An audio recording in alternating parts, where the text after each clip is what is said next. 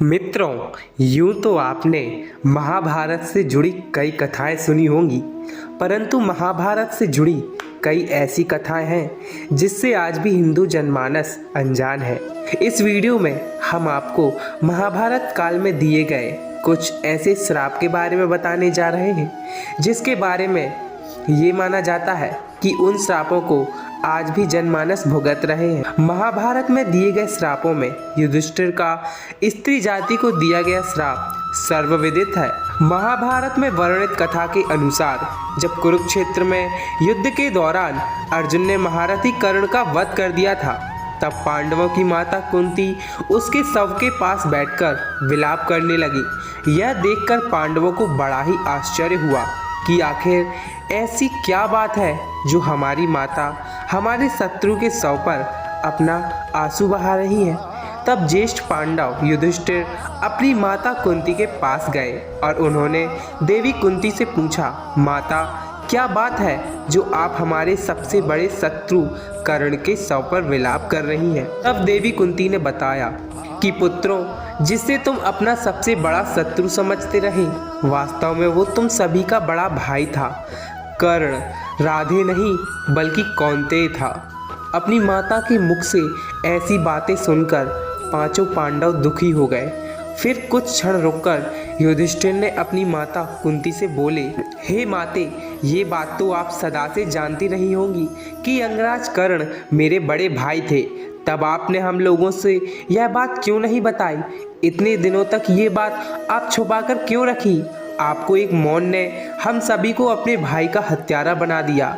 इसलिए मैं आज इस धर्म क्षेत्र कुरुक्षेत्र में सभी दिशाओं, आकाश और धरती को साक्षी मानकर सभी स्त्री जाति को ये श्राप देता हूँ कि आज के बाद कोई भी स्त्री अपने अंदर कोई भी रहस्य नहीं छुपा पाएगी। कथा के अनुसार 36 साल हस्तिनापुर पर राज करने के पश्चात जब पांचों पांडव द्रौपदी सहित स्वर्गलोक की ओर प्रस्थान कर रहे थे, तो उन्होंने अपना सारा साम्राज्य अभिमन्यु के पुत्र परीक्षित के हाथों में सौंप दिया। ऐसा माना जाता है कि राजा परीक्षित के शासनकाल में हस्तिनापुर की सारी प्रजा युधिष्ठिर के शासनकाल की तरह ही सुखी थी। परंतु कहते हैं ना कि होनी को कौन टाल सकता है। एक दिन राजा परीक्षित रोज की तरह ही वन में आखेट खेलने गए। तभी उन्हें वहां समीक नामक ऋषि दिखाई दिए। वे अपनी तपस्या में लीन थे तथा उन्होंने मौन व्रत धारण कर रखा था, परंतु ये बात राजा परीक्षित को मालूम नहीं थी। इसलिए राजा परीक्षित ने कई बार ऋषि समीक को आवाज लगाई, लेकिन उन्होंने अपना मौन धारण रखा। यह देखकर राजा परीक्षित को क्रोध आ गया और उन्होंने क्रोध में आकर ऋषि के गले में एक मरा हुआ सांप डाल दिया। उधर जब यह बात ऋषि समीक के पुत्र श्रृंगी को पता चली, तो उन्होंने राजा परीक्षित को श्राप दिया कि आज से 7 दिन बाद राजा परीक्षित की मृत्यु तक्षक नाम के डसने से हो जाएगी। और अंत में ऋषि श्रृंगी के श्राप के कारण राजा परीक्षित की मृत्यु तक्षक नाग के डसने के कारण ही हुई। और ऐसा माना जाता है कि उसी के बाद कलयुग की शुरुआत हुई, क्योंकि राजा परीक्षित के जीवित रहते कलयुग में इतना साहस नहीं था कि वह इंसानों पर हावी हो सके। और आज हम सभी इस कलयुग को उसी श्राप के कारण भोग रहे हैं। महाभारत युद्ध के अंतिम दिन जब अश्वत्थामा ने धोखे से पांडव पुत्रों का वध कर दिया और बात का पता जब पांडवों को चला, तब पांडव भगवान श्री कृष्ण के साथ अश्वत्थामा का पीछा करते हुए महर्षि वेदव्यास के आश्रम पहुँचे। पांडवों को अपने सामने देखकर अश्वत्थामा ने अर्जुन पर ब्रह्मास्त्र से वार किया। यह देखकर श्री कृष्ण ने अर्जुन को ब्रह्मास्त्र चलाने को कहा, जिसके बाद अर्जुन ने भी अश्वत्थामा पर ब्रह्मास्त्र छोड़ दिया।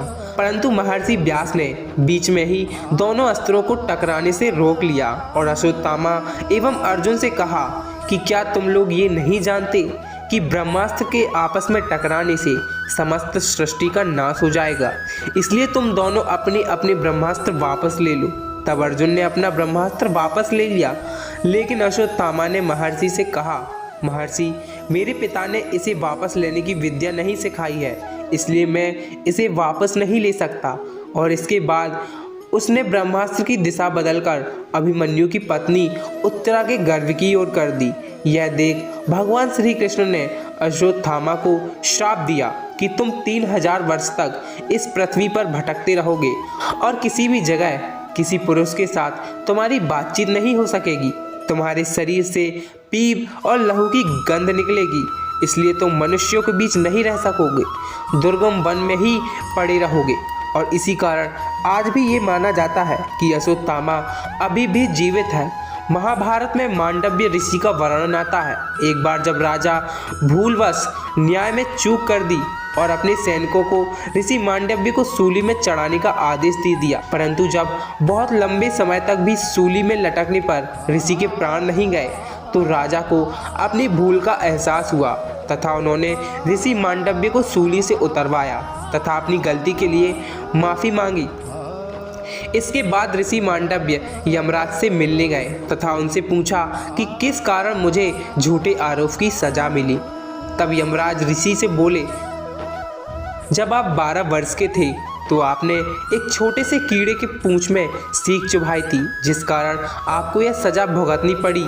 यह सुन ऋषि को क्रोध आ गया और उन्होंने यमराज से कहा कि किसी को भी 12 वर्ष की उम्र में इस बात का ज्ञान नहीं रहता कि धर्म और अधर्म क्या है, क्योंकि तुमने एक छोटे अपराध के लिए मुझे बहुत बड़ा दंड दिया है। अतः मैं तुम्हें श्राप देता हूँ कि तुम शूद्र योनि में दासी के पुत्र के रूप में जन्म लोगे।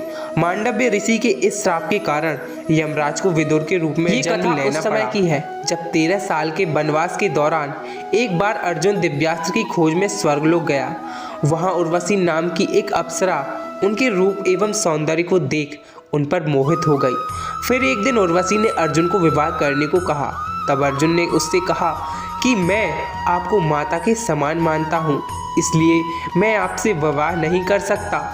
इस बात पर उर्वशी क्रोधित हो गई तथा उन्होंने अर्जुन से कहा कि तुम एक नपुंसक की तरह बात कर रहे हो, इसलिए मैं तुम्हें श्राप देती हूँ कि तुम आजीवन नपुंसक हो जाओ तथा स्त्रियों के बीच तुम्हें नर्तक बनकर रहना पड़े।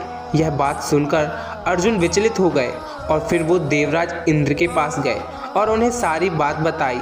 उसके बाद देवराज इंद्र के कहने पर उर्वशी ने अपनी श्राप की अवधि 1 साल के लिए सीमित कर दी। तब इंद्र ने अर्जुन को संतावना देते हुए कहा कि तुम्हें घबराने की जरूरत नहीं है, यह श्राप तुम्हारे वनवास के समय वरदान के रूप में काम करेगा और अज्ञातवास के समय तुम नर्तिका के वेश में कौरवों के नजरों से बचे रहोगे। तो दोस्तों, वीडियो कैसी लगी कमेंट करके जरूर बताएं और इसी तरह की कहानियाँ और आध्यात्मिक कहानियों के लिए हमारे चैनल को सब्सक्राइब करें।